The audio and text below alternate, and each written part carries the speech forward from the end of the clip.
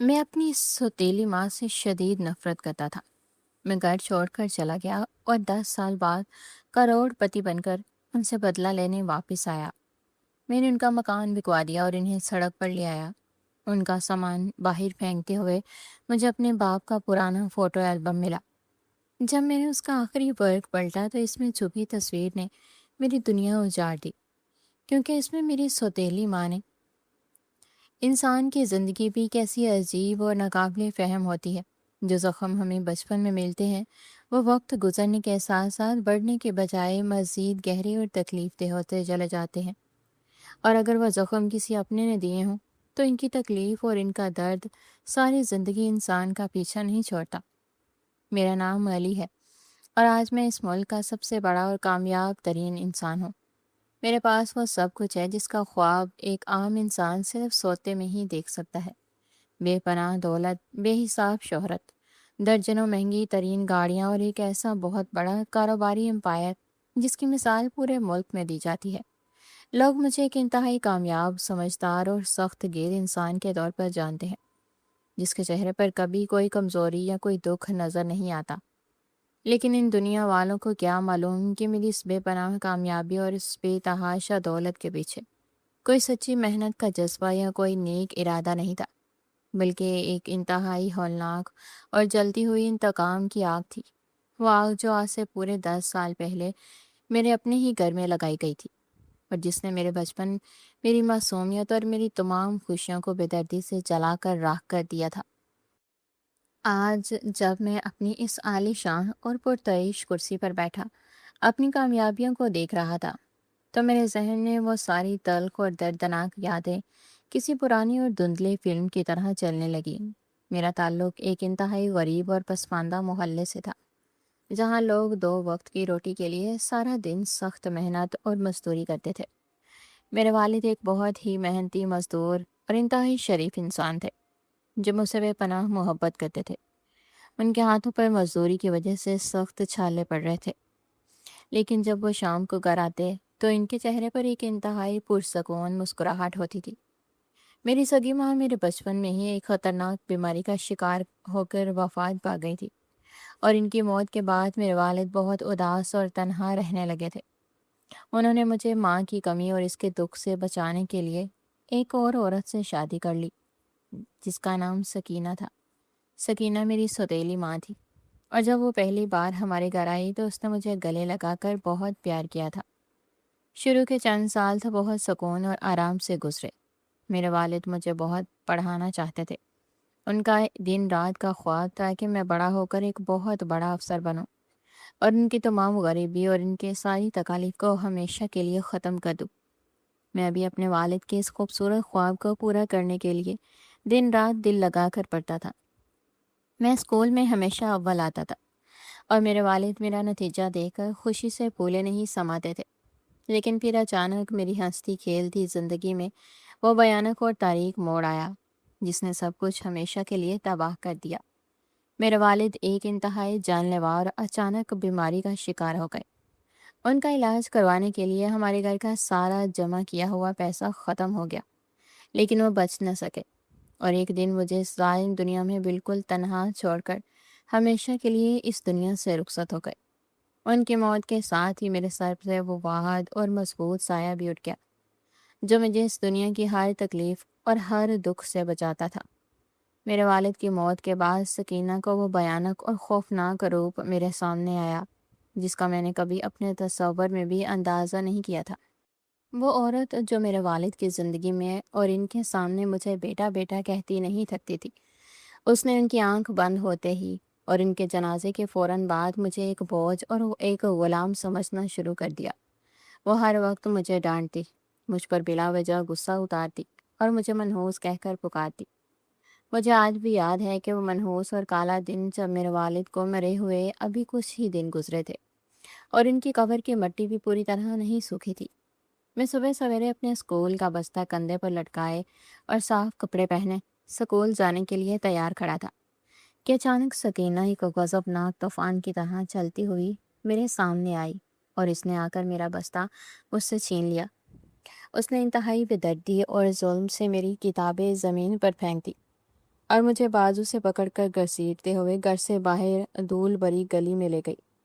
میں روتا رہا اور اس سے پوچھتا رہا کہ وہ مجھے کہاں لے جا رہی ہے، لیکن اس نے کوئی جواب نہیں دیا۔ وہ مجھے محلے کے ایک انتہائی سخت گیر اور ظالم کار مکینک کی دکان پر لے گئی، جس کا نام استاد رفیق تھا۔ سکینہ نے اس ظالم استاد سے کہا کہ آج سے یہ لڑکا تمہاری دکان پر کام کرے گا، تم اسے جتنا چاہو مارو پیٹو، اس سے جتنا چاہو باری کام لو، بس مجھے رات کو اس کی کمائی چاہیے۔ میں نے روتے ہوئے سکینہ کے ہاتھ پکڑے، اس کے پیروں میں گر کر اس کی منتیں کی کہ مجھے پڑھنے دو، مجھے اسکول جانے دو۔ میرے والد کا خواب تھا کہ میں پڑھ لکھ کر بڑا آدمی بنوں گا، لیکن اس پتھر دل اور ظالم عورت نے میرے ان معصوم آنسوں کا ذرا برابر بھی کوئی اثر نہیں کیا۔ اس نے مجھے زور سے دھکا دیا اور چلا کر کہا کہ تمہارا باپ مر چکا ہے اور تم یہاں نواب بننے کے لیے پیدا نہیں ہوئے، جاؤ جا کر گاڑیاں صاف کرو اور مزدوری کرو۔ اس دن کے بعد میری زندگی ایک مکمل اور تاریک جہنم بن گئی۔ اس سے میرا بچپن، میری کتابیں، میرے دوست اور میرے سارے خواب چھین لیے گئے۔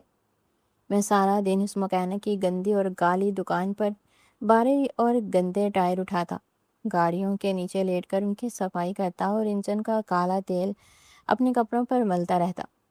اگر مجھ سے کوئی چھوٹی سی بھی غلطی ہو جاتی یا کوئی اوزار گر جاتا تو وہ ظالم استاد مجھے لوہے کے بھاری اوزاروں سے بری طرح مارتا اور مجھے گالیاں دیتا۔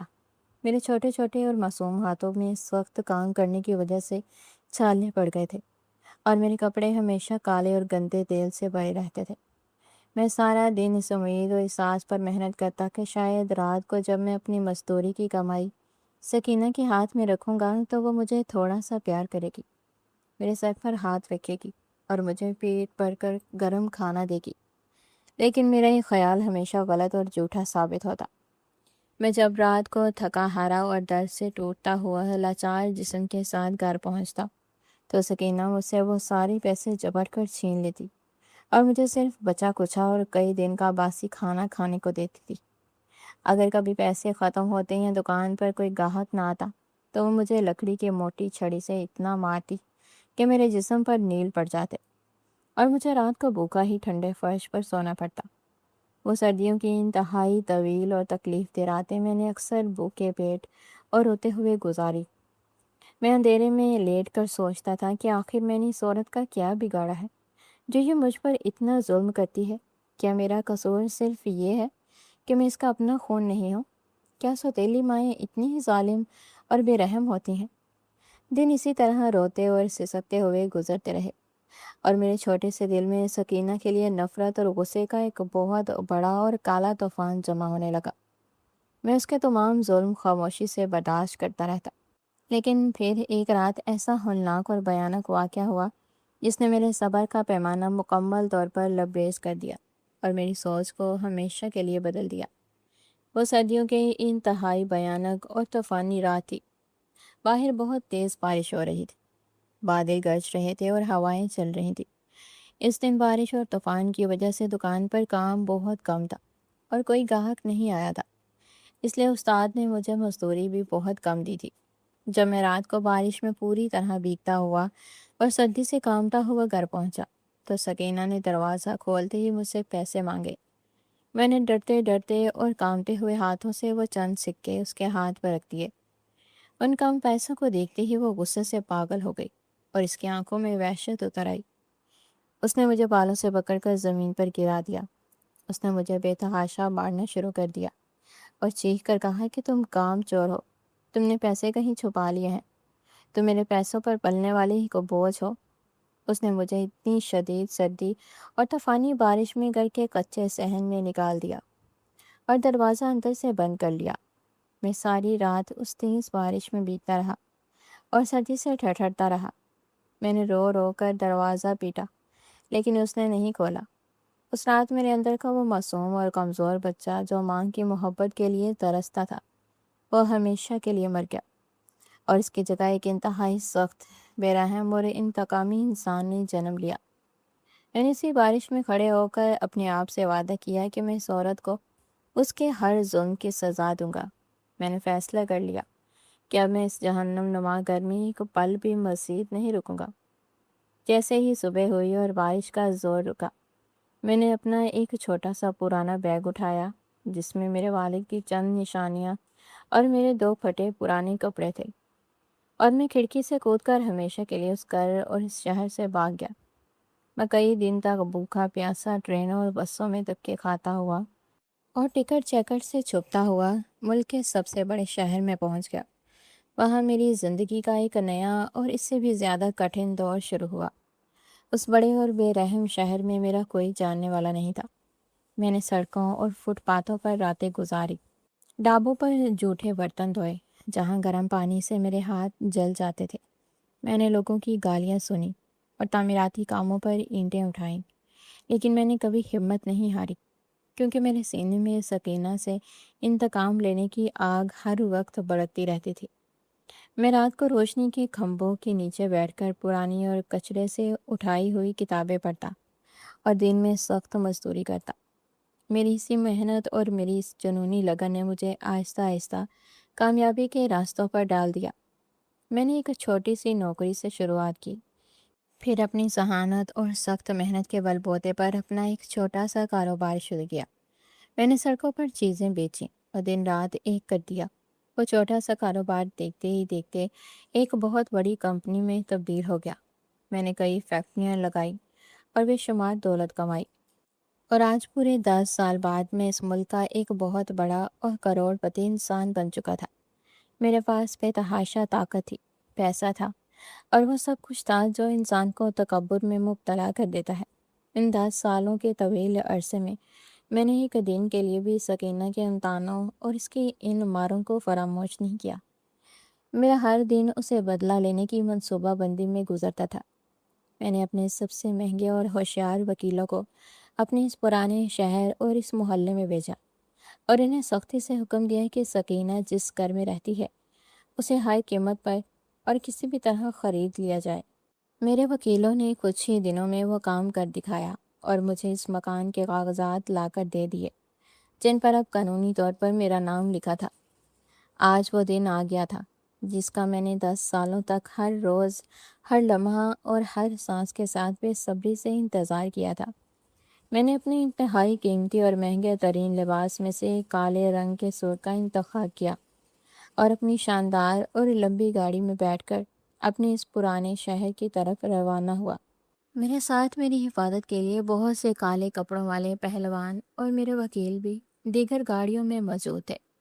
وہ سارا لمبا راستہ جو میں نے 10 سال پہلے روتے ہوئے، بھوکے پیٹ اور پیدل دھکے کھاتے ہوئے طے کیا تھا، آج میں وہی راستہ ایک فاتح اور ایک بادشاہ کی طرح طے کر رہا تھا۔ راستے کے ہر موڑ پر اور ہر سڑک پر مجھے وہ پرانے مناظر یاد آ رہے تھے، اور میری نفرت میں مزید اضافہ ہو رہا تھا۔ آخر کار کئی گھنٹوں کے طویل سفر کے بعد میری مہنگی گاڑیوں کا وہ لمبا اور چمکدار قافلہ میرے اس پرانے خستہ حال اور غریب محلے کی تنگ اور دھول اڑاتی ہوئی سڑک پر آ کر رکا۔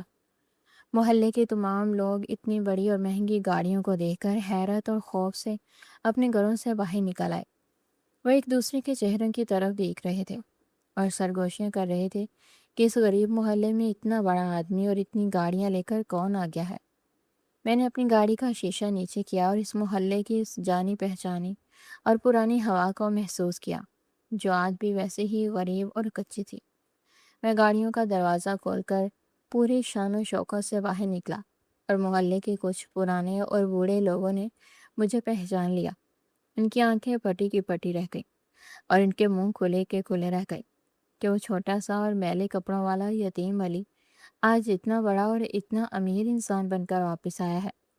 میں نے ان لوگوں کی طرف کوئی توجہ نہیں دی اور سیدھا اپنے اس پرانے گھر کی طرف چلنا شروع کر دیا جس کی خستہ حال دیواریں اور ٹوٹا ہوا لکڑی کا دروازہ آج بھی ویسا ہی تھا۔ میں اس دروازے کے سامنے جا کر کھڑا ہو گیا اور میرے دل میں انتقام کے طوفان مچلنے لگے۔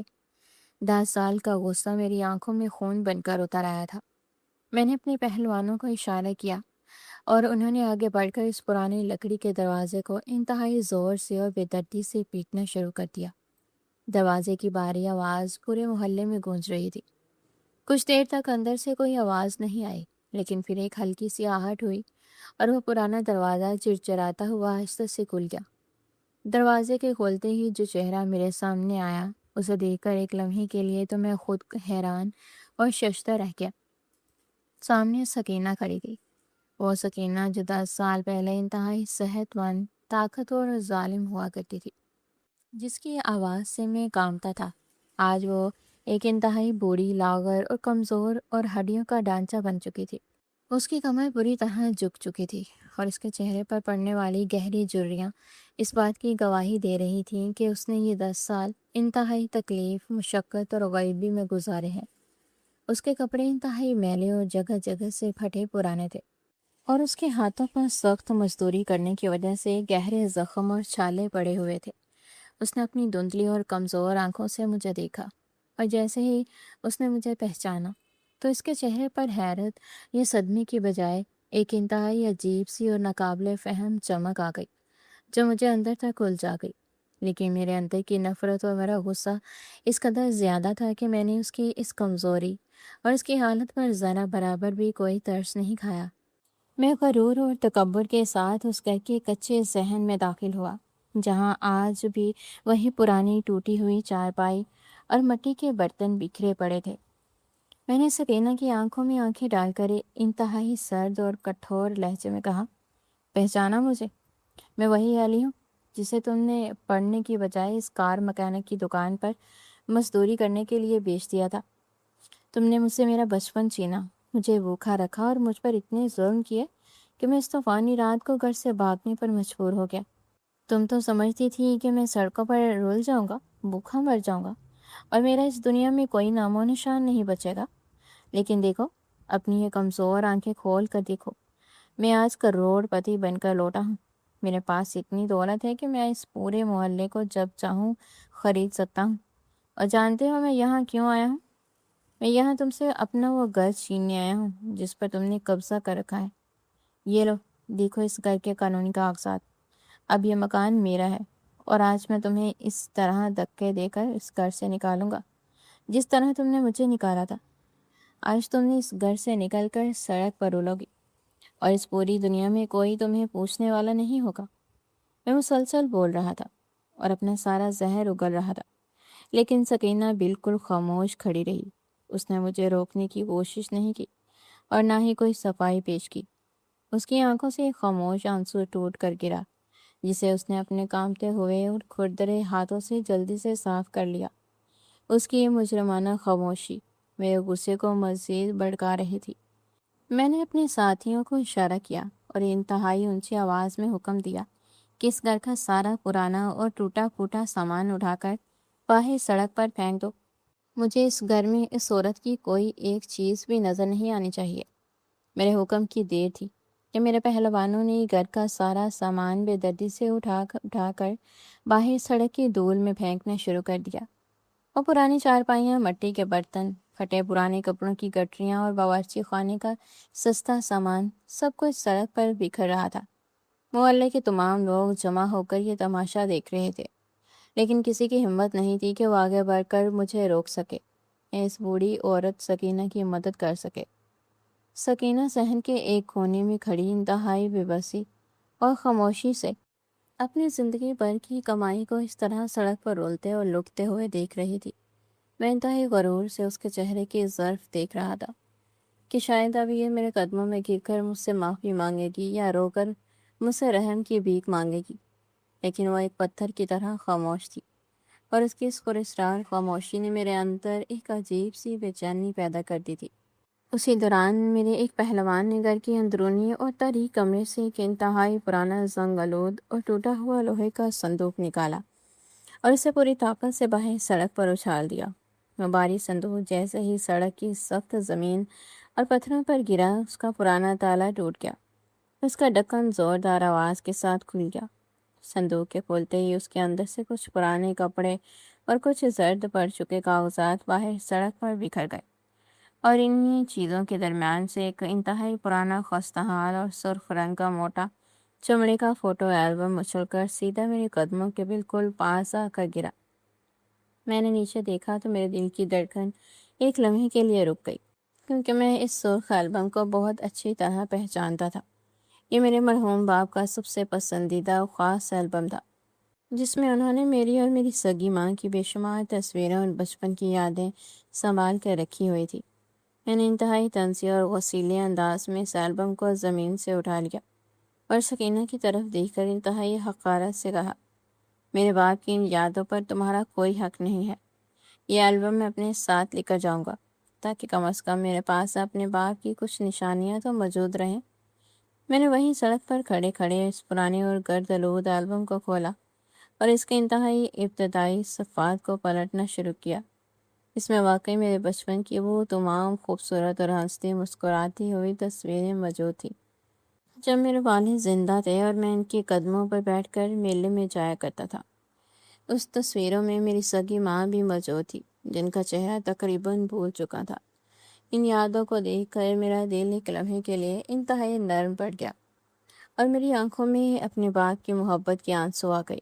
لیکن جیسے ہی میری نظر سامنے کھڑی اس لاغر اور بوڑھی عورت یعنی سکینہ پر پڑی تو میرے اندر کا وہ سارا غصہ اور انتقام دوبارہ سے بھڑک اٹھا کہ اس عورت نے مجھ سے میری یہ ساری خوشیاں کس بے دردی سے چھین لی تھی۔ میں مسلسل ان صفحات کو پلٹتا جا رہا تھا اور میرے ذہن میں وہ ساری پرانی یادیں تازہ ہو رہی تھی۔ البم کے آخری حصے تک پہنچتے پہنچتے مجھے احساس ہوا کہ اس البم کا آخری صفحہ عام صفحات سے کچھ مختلف اور بہت زیادہ موٹا ہے۔ میں نے اس آخری بر کو دھیان سے دیکھا تو مجھے محسوس ہوا کہ اس موٹے گتی کے اندر ایک انتہائی خفیہ اور چھوٹی سی جیب بنی ہوئی تھی جو شاید صندوق کے اتنی زور سے زمین پر گرنے اور البم کے ٹکرانے کی وجہ سے تھوڑی سی پھٹ گئی تھی، اور اس پھٹے ہوئے حصے کے اندر سے کچھ انتہائی پرانے میلے پڑ چکے کاغذات اور ایک تصویر کا کچھ حصہ باہر کی طرف جھانک رہا تھا۔ میرا دل ایک انجانے تجسس اور عجیب سی الجھن میں مبتلا ہو گیا کہ آخر میرے والد کے اس پرانے البم کی اس خفیہ جیب میں کیا چیز چھپائی گئی ہے جسے اتنے سالوں تک کسی نے نہیں دیکھا۔ میں نے اپنے کانپتے ہوئے اور بے چین ہاتھوں سے اس پھٹے ہوئے حصے کو تھوڑا سا اور کھینچا اور اس کے اندر موجود ان تمام پرانے کاغذات اور اس چھپی ہوئی تصویر کو آہستہ سے باہر نکال لیا۔ میں نہیں جانتا تھا کہ میرے ہاتھوں میں اس وقت جو کاغذات اور تصویر موجود ہے وہ میری زندگی کے سارے غرور کو خاک میں ملانے والی ہے۔ میں نے اپنے کانپتے ہوئے ہاتھوں سے اس پرانی اور زرد پڑ چکی تصویر کو سیدھا کیا اور جیسے ہی میری نظر اس تصویر پر پڑی میرے جسم کا سارا خون جیسے ایک لمحے میں جم گیا اور میری سانسیں میرے گلے میں ہی بری طرح اٹک گئی۔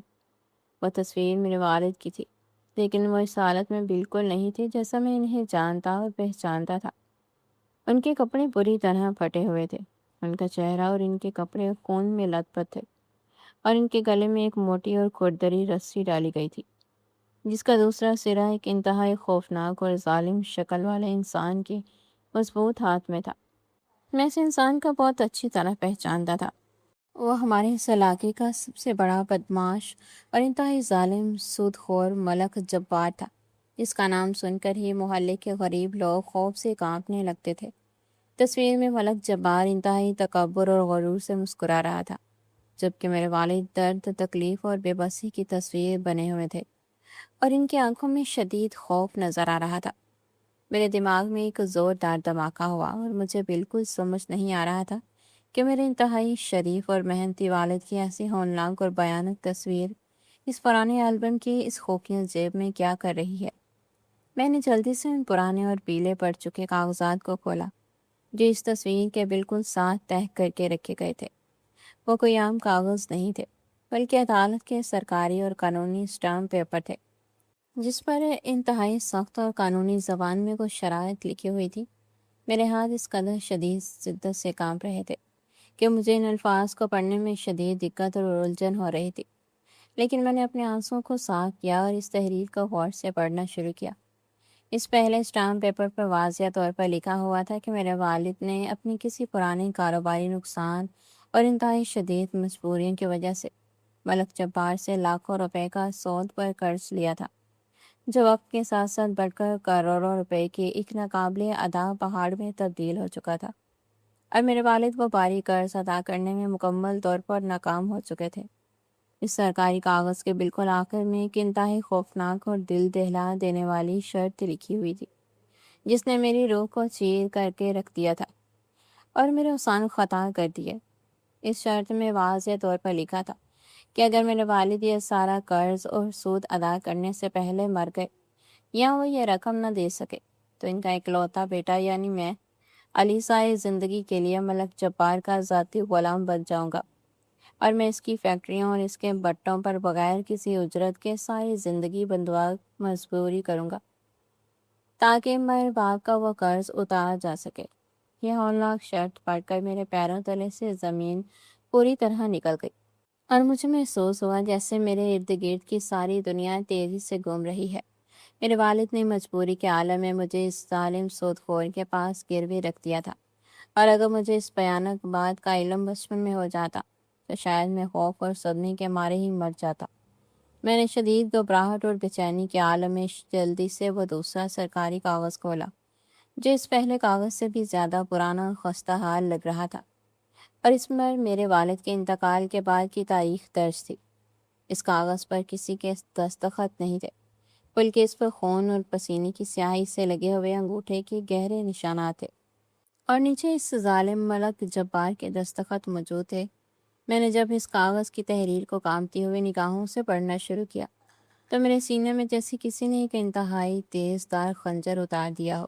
اس میں لکھا تھا کہ میں سکینہ اپنے مرحوم شوہر کا تمام بقایا قرض اور اس کا سارا بڑھتا ہوا سود اپنے سر لیتی ہوں، اور ملک جبار کے ساتھ یہ قانونی معاہدہ کرتی ہوں کہ میں اگلے پورے 10 سال تک ملک جبار کے اینٹوں کے بٹوں پر روزانہ 18 گھنٹے مفت اور سخت مزدوری کروں گی، اور اس دوران مجھے کوئی اجرت یا کوئی روپیہ نہیں دیا جائے گا، لیکن اس سخت ترین غلامی اور اس جان لیوا مشقت کے بدلے میں میری شرط یہ ہے کہ میرے شوہر کے اکلوتے بیٹے علی کو اس قرض سے ہمیشہ ہمیشہ کے لیے مکمل آزادی دی جائے، اور اسے کبھی بھی غلام نہ بنایا جائے، اور اس پر کوئی آنچ نہ آنے دی جائے۔ یہ سب کچھ پڑھ کر ایک پتھر کی طرح سن ہو چکا تھا۔ میری آنکھوں میں اس بہنے والے گرم آنسوں نے ان پرانے کاغذات کو تیزی سے بھگونا شروع کر دیا تھا۔ مجھے سمجھ نہیں آ رہا تھا کہ میں کیا پڑھ رہا ہوں اور کیا دیکھ رہا ہوں۔ وہ عورت جسے میں پچھلے 10 سالوں سے ایک ڈائن اور ایک ظالم ماں سمجھتا تھا، وہ تو میری آزادی اور میری زندگی کے لیے خود کو پورے 10 سال کے لیے ایک انتہائی ظالم سود خور کے ہاتھ بیچ چکی تھی۔ میں نے دیوانہ وارث خفیہ جیب میں دوبارہ ہاتھ ڈالا تو وہاں ایک چھوٹا سا مڑا ہوا خط بھی موجود تھا جو سکینہ نے خود اپنے آپ کو شاید کسی حد تک مجھے مخاطب کر کے لکھا تھا۔ اس کی لکھائی انتہائی لرزتی ہوئی اور آنسوں سے مکمل طور پر بھیگی ہوئی تھی۔ میں نے اس خط کو روتے ہوئے پڑھنا شروع کیا۔ میرے اندر کا سارا تکبر، سارا غرور اور انتقام کی وہ ساری دہکتی ہوئی آگ ایک ہی لمحے میں مکمل طور پر بجھ گئی۔ سکینہ نے اس خط میں لکھا تھا کہ آج میرے شوہر اس دنیا سے چلے گئے ہیں، اور مجھے معلوم ہوا ہے کہ انہوں نے میرے معصوم علی کو ملک جبار کے پاس اس کے کالے قرض کے بدلے گروی رکھا ہوا تھا۔ میں جانتی ہوں کہ اگر میں نے علی کو یہ بھیانک سچ بتا دیا یا اسے ذرا سا بھی احساس ہونے دیا کہ میں اس کے لیے کیا قربانی دینے جا رہی ہوں، تو وہ معصوم اور اپنے والدین سے بے پناہ محبت کرنے والا بچہ مجھے کبھی سال میں اکیلا چھوڑ کر نہیں جائے گا، اور وہ خود اس ظالم سود خور کی غلامی اور ذلت قبول کر لے گا۔ میں ایک ماں ہوں اور میں اپنے بچے کو کبھی ان درندوں کے حوالے نہیں کر سکتی جو انسانوں کا خون پیتے ہیں۔ مجھے علی کو اس جہنم سے اور اس شہر کی حدود سے بہت دور بھگانا ہوگا، اور اس عظیم مقاصد کے لیے مجھے اس معصوم کی نظروں میں ایک ڈائن سفاک اور ایک ظالم عورت بننا پڑے گا۔ مجھے اس پر ہر روز ظلم کرنا ہوگا، اسے اسکول سے نکال کر زبردستی گندی مزدوری پر لگانا ہوگا، اسے راتوں کو بھوکا رکھنا ہوگا اور اسے بے دردی سے مارنا ہوگا تاکہ اس کے دل میں میرے لیے اتنی شدید نفرت پیدا ہو جائے کہ وہ مجھ سے اور اس گھر کی دیواروں سے ہمیشہ کے لیے دور بھاگ جائے، اور اس شہر سے اتنا دور چلا جائے جہاں ملک جبار کے ظالم کارندے اس تک کبھی نہ پہنچ سکے۔ میرا بیٹا مجھ سے ساری زندگی نفرت کرے گا، مجھے روز بد دعائیں دے گا اور مجھے اپنا سب سے بڑا اور بدترین دشمن سمجھے گا، لیکن وہ کم از کم آزاد تو رہے گا، وہ زندہ رہے گا اور اپنی مرضی کی خوبصورت زندگی گزارے گا، اور میں اس کی سنمول زندگی کی قیمت اپنے خون اور اپنی 10 سالہ مسلسل غلامی سے چکاؤں گی جب تک وہ بڑا ہو کر خود مختار نہیں ہو جاتا۔ میں اس خط کے ایک ایک لفظ کو دل کی گہرائیوں میں محسوس کر رہا تھا، اور میرا دل خون کے آنسو رو رہا تھا۔ میرے دماغ میں وہ سارے پرانے مناظر دوبارہ سے گھومنے لگے، جب سکینہ مجھے زبردستی اس دکان پر چھوڑ کر آتی تھی تو اس کی آنکھوں میں نے اکثر چھپے ہوئے آنسو اور ایک عجیب سی تڑپ دیکھی تھی۔ جب وہ مجھے غصے میں مارتی تھی تو اس کے ہاتھ بری طرح کانپتے تھے، اور جب اس نے مجھے اس طوفانی رات کو بارش میں گھر سے نکالا تھا تو وہ خود بھی ساری رات کھڑکی کے پاس کھڑی روتی رہی تھی اور میرے دور جانے کا انتظار کرتی رہی تھی۔ لیکن میں اپنی معصومیت اور اپنی کم فہمی کی وجہ سے اس کے اس خاموش محبت اور اس کی اتنی بڑی اور عظیم قربانی کو کبھی سمجھ ہی نہیں پایا تھا۔ میرے کامتے ہوئے ہاتھوں کی گرفت ڈھیلی پڑ گئی اور وہ پرانا البم، وہ خونی کاغذات اور وہ آنسوں سے بھرا خط میرے ہاتھوں سے پھسل کر سڑک کی دھول میں گر گئے۔ میرا سارا بے جا غرور اور میرا سارا جھوٹا تکبر، میری وہ ساری بے حساب دولت جس پر مجھے اتنا زیادہ ناز تھا، اور سب کچھ مجھے اس وقت پیروں کی مٹی سے بھی زیادہ حقیر اور سستا لگنے لگا۔ میں نے دھندلی اور روتی ہوئی سرخ آنکھوں سے سڑک کے اس کونے کی طرف مڑ کر دیکھا جہاں سکینہ انتہائی خاموشی اور صبر و تحمل سے کھڑی تھی۔ میں نے پہلی بار اس کے چہرے کو، اس کی لاغر حالت کو اور اس کے کمزور جسم کو ایک نئی اور سچی نظر سے دیکھا۔ اس کے ہاتھ اور اس کے پیر جن پر گہرے کٹ لگے ہوئے تھے اور جو پتھر کی طرح سخت ہو چکے تھے، وہ کسی عام اور گھریلو مزدوری کے نشانات نہیں تھے، بلکہ وہ ملک جاپان کے بٹوں پر پورے 10 سال تک مسلسل مٹی گوندنے اور بھڑکتی ہوئی آگ کے سامنے کھڑے رہنے کی وجہ سے بنے تھے۔ اس کی کمر جو دوہری ہو چکی تھی، وہ اس لیے نہیں تھی کہ وہ اپنی عمر کی وجہ سے بوڑھی ہو گئی تھی، بلکہ وہ اس لیے تھی کہ اس نے میری آزادی اور میری زندگی کی خاطر 10 سال تک اپنے کمزور کاندھوں پر اینٹوں کا بھاری بوجھ اٹھایا تھا۔ اس کے میلے اور جگہ جگہ سے پھٹے ہوئے کپڑے اس کی غریبی کا نہیں، بلکہ اس کی اس عظیم اور لازوال قربانی کا ثبوت تھے جس نے میری زندگی سنوارنے کے لیے خوشی خوشی دی تھی۔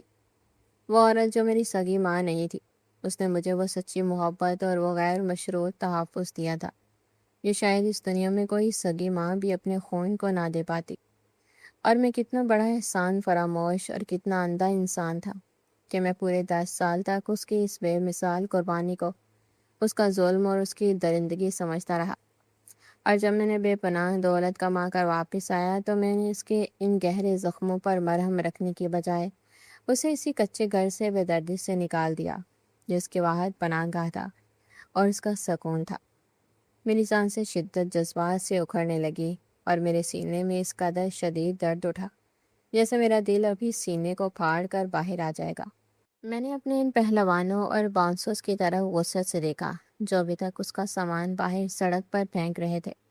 میں نے اپنی پوری طاقت سے ایک زوردار چیخ مار کر انہیں فوراً رکنے کا حکم دیا۔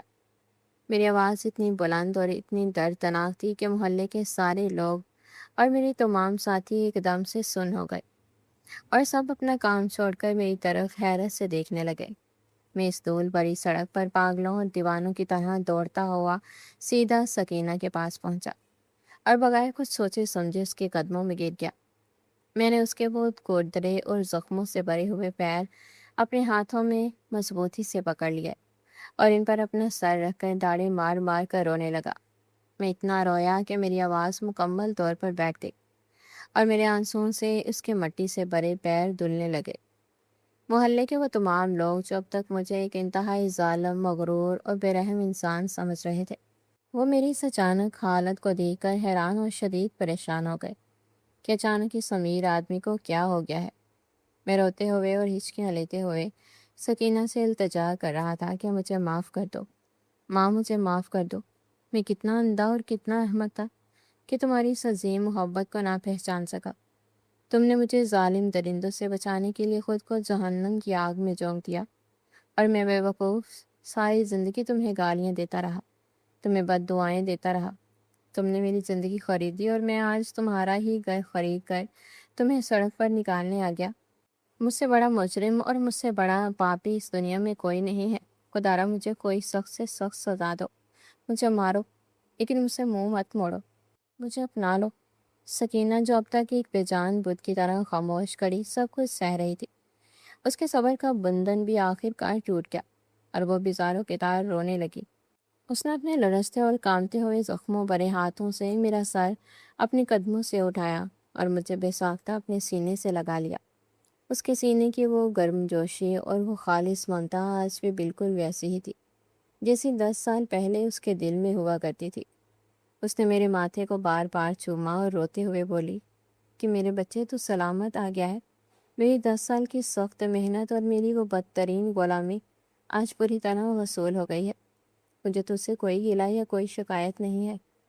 تو نے جو بھی کیا وہ اس لیے کیا کیونکہ تو اصل سچ نہیں جانتا تھا، اور میں تجھے سچ بتا بھی نہیں سکتی تھی، ورنہ تو اپنی جان خطرے میں ڈال کر اس سود خور کے پاس چلا جاتا۔ میری تو ساری زندگی ہی تیرے لیے وقف تھی۔ اب تو اتنا بڑا آدمی بن گیا ہے تو مجھے اور کیا چاہیے؟ ماں کی ان محبت بھری باتوں نے مجھے اور بھی زیادہ شرمندہ اور آبدیدہ کر دیا۔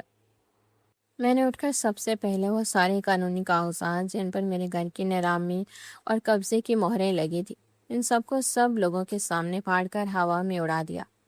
میں نے اپنے تمام پہلوانوں کو سختی سے حکم دیا کہ ماں کا ایک ایک سامان پوری عزت اور انتہائی احتیاط کے ساتھ واپس کر کے اندر رکھا جائے، اور اگر ایک بھی چیز ٹوٹی تو میں ان کی جان لے لوں گا۔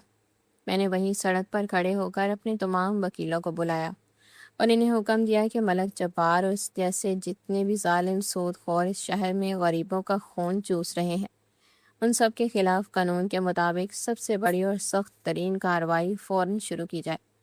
میں نے اپنی بے پناہ دولت اور اپنے اثر و رسوخ کا استعمال کرتے ہوئے اس ظالم ملک جبار کی تمام فیکٹریوں اور اس کے کالے کاروباروں کو قانون کے ذریعے مکمل طور پر تباہ کرنے کا اسی وقت اٹل فیصلہ کر لیا جس نے میری معصوم ماں کو 10 سال تک مسلسل اذیت دی تھی۔ میں نے محلے والوں کے سامنے اپنی ماں کا ہاتھ فخر سے پکڑا اور انہیں بتایا کہ یہ عورت کوئی عام عورت نہیں ہے، یہ وہ عظیم ہستی ہے جس کے قدموں کے نیچے واقعی سچی جنت ہوتی ہے۔ اس نے میرے لیے جو خاموش قربانی دی ہے وہ اس دنیا میں کوئی فرشتہ ہی دے سکتا ہے۔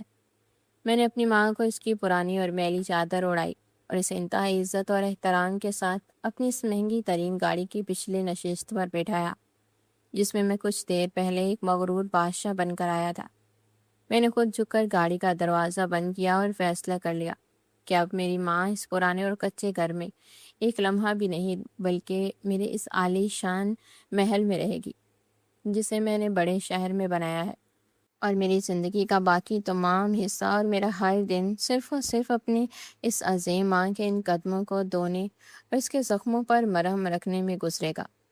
آج میں کروڑ پتی ہونے کے باوجود خود کو دنیا کا سب سے خوش نصیب اور حقیر انسان سمجھ رہا تھا، کیونکہ سچی دولت تو اس ماں کے قدموں کی خاک میں تھی جسے میں 10 سال تک ٹھکراتا رہا تھا۔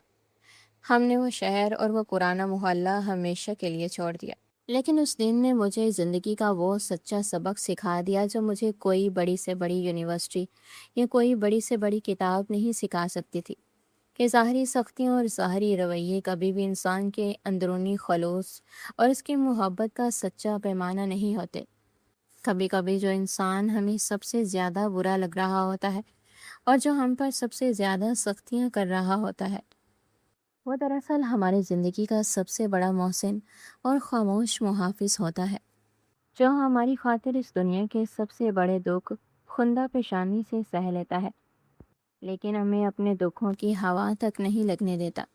اور یہ احساس مجھے اس وقت پوری طرح ہوا جب میرے والد کی وہ پرانی تصویر اور وہ بسیدہ کاغذ میرے پیروں میں گرے اور انہوں نے میری ساری حقیقت کو ہمیشہ کے لیے بدل کر رکھ دیا۔